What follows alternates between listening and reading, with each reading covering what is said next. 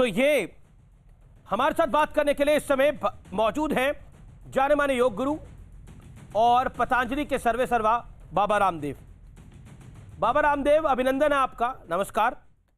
मोदी सरकार के इस बजट का मूल मंत्र था आत्मनिर्भर भारत को मजबूती देना। क्या आपको बजट में इसके संकेत दिखे हैं साफ तौर पर? मेरा सीधा सवाल है आपसे बाबा।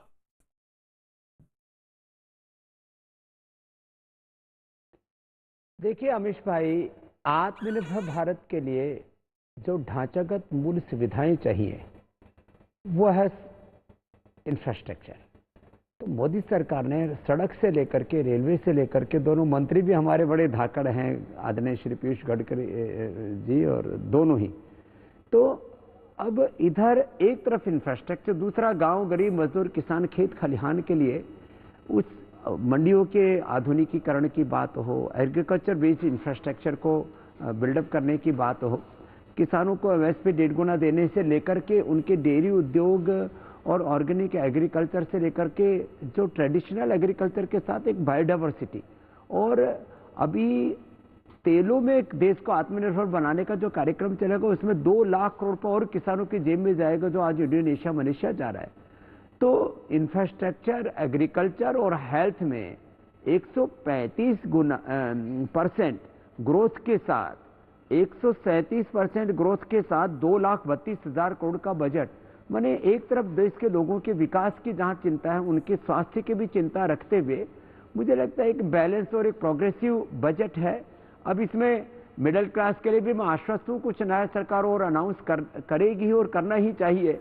देखिए, इतना जरूर है बाबा थोड़ा सा डीजल पेट्रोल के दाम बढ़ने से पूछते हैं कि मिडिल क्लास खाली हाथ है के ऊपर जोर पड़ेगा, लेकिन देश के लोग इतने उदार हैं, वो इतना पैसा तो दे देंगे। लेकिन मिडिल क्लास को तो राहत यह है कि कोई नया टैक्स नहीं लगा दिया उनके ऊपर, और हालांकि पुराने टैक्स में कोई राहत भी नहीं दी। लेकिन एक बात बाबा रामदेव मैं आपसे जरूर पूछना चाहता हूं, ये बार बार सवाल खड़ा होता है, हालांकि पहले इस देश में इस तरह की बातें मुख्य विपक्षी दल तो नहीं करता था कि ये पूंजीपतियों का बजट है, इसमें सिर्फ अमीर अमीर हो रहा है, गरीब गरीब हो रहा है। क्या आपको लगता है कि जो राहुल गांधी का कहना है कि मोदी सरकार अपने पूंजीपति दोस्तों को देश की संपत्ति का हैंडओवर कर रही है, ये बार बार आरोप लगाया जाता है और आज भी ये कहा गया, क्या कहना चाहते हैं आप इस पे?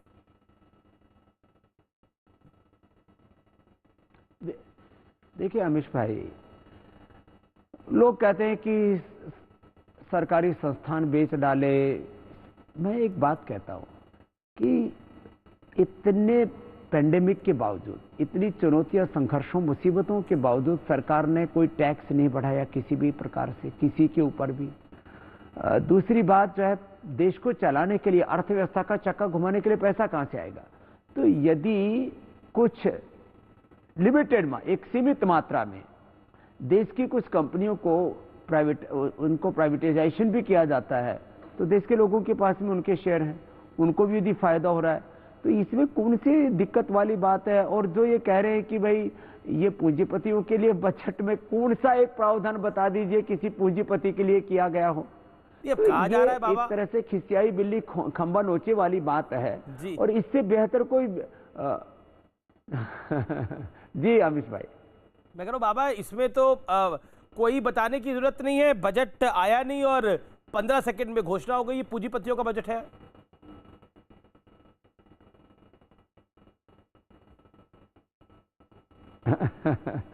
तो मुझे लगता है थोड़ा और विपक्ष को सब्र के साथ में अध्ययन करना चाहिए, और यदि उनके पास कोई विजन है तो देश के सामने उनको पेश करना चाहिए। तो इसमें जो विपक्ष में लोग हैं उनको थोड़ा सा हौसले के साथ कपालभाति, अनुलोम विलोम, थोड़ा शीर्षासन करने की आवश्यकता है, जिससे कि वो और मजबूती के साथ राष्ट्रहित की बात कर सके। और आत्मनिर्भरता किसका सपना नहीं है? क्या राहुल गांधी जी का सपना नहीं है जी? क्या हमारे और तमाम विपक्ष के जो मित्र लोग हैं, क्या उनका सपना नहीं है? भारत तो हमारा है ना। ईस्ट इंडिया कंपनी से लेकर के एमएनसीज ने क्या किया आखिर देश के लिए? इन्होंने इंपोर्ट ड्यूटी बढ़ा करके भारत के अंदर भारत दुनिया का सबसे बड़ा मैन्युफैक्चरिंग हब बने, उसके लिए इंफ्रास्ट्रक्चर से लेकर के दूसरे बुनियादी ढांचे को मजबूत करने की बात की है। हेल्थ के ऊपर बजट बढ़ा, इसका फायदा किसको होगा? अमीरों का तो इलाज हो ही रहा था।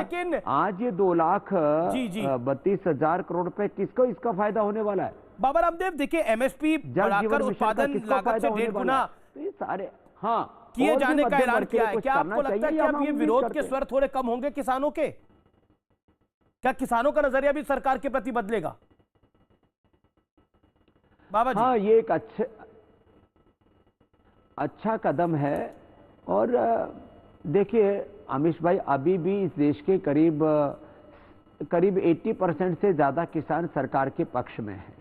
कुछ किसानों को गलतफहमी भी है, कुछ गलतफहमियां पैदा भी की गई हैं, और कुछ जो किसानों के वाजिब सवाल भी हैं। किसानों को पूरी तरह से हम ये भी नहीं कह सकते कि उनके सारे मुद्दे जो है वो गौर करने लायक नहीं है। तो मुझे लगता है गतिरोध भी जल्दी खत्म होगा। और तो आप बाबा रामदेव किसानों को अपनी ओर से संदेश क्या देंगे? होगा, बाकी कुछ कदम तो किसानों को खुद भी उठाने पड़ेंगे। मैं तो यही संदेश दूंगा, संवाद ही समाधान होता है, विवाद से कभी समाधान नहीं निकलता। तो संवाद होना चाहिए और दो कदम दोनों को आगे बढ़ करके यह जो गतिरोध है इसको समाप्त करना चाहिए, क्योंकि कुछ लोग इसमें अपनी अपनी राजनीतिक रोटियां सेक रहे हैं। और तो किसानों को किसी भी राजनीति का शिकार नहीं होना चाहिए, और जो भी वर्तमान की चुनौतियां उनका सामना करने के लिए और जो अपनी जायज बातें उनको मनवाने के लिए किसानों को भी आगे बढ़ना चाहिए, और सरकार उनको मानने के लिए तैयार है। तो मुझे लगता है अब गतिरोध खत्म होना चाहिए। सरकार ने कई चीजों पर सेस लगा दिया है, और अगर आप बाहर से खास तौर पर बाहर से आप इंपोर्ट करते हैं चार्जर या फिर मोबाइल की बैटरी या फिर कपड़े, तो उस पर भी एक ड्यूटी लगा दी गई है। क्या आपको लगता है इससे मेक इन इंडिया को, मेड इन इंडिया को एक बड़ा बल मिलेगा?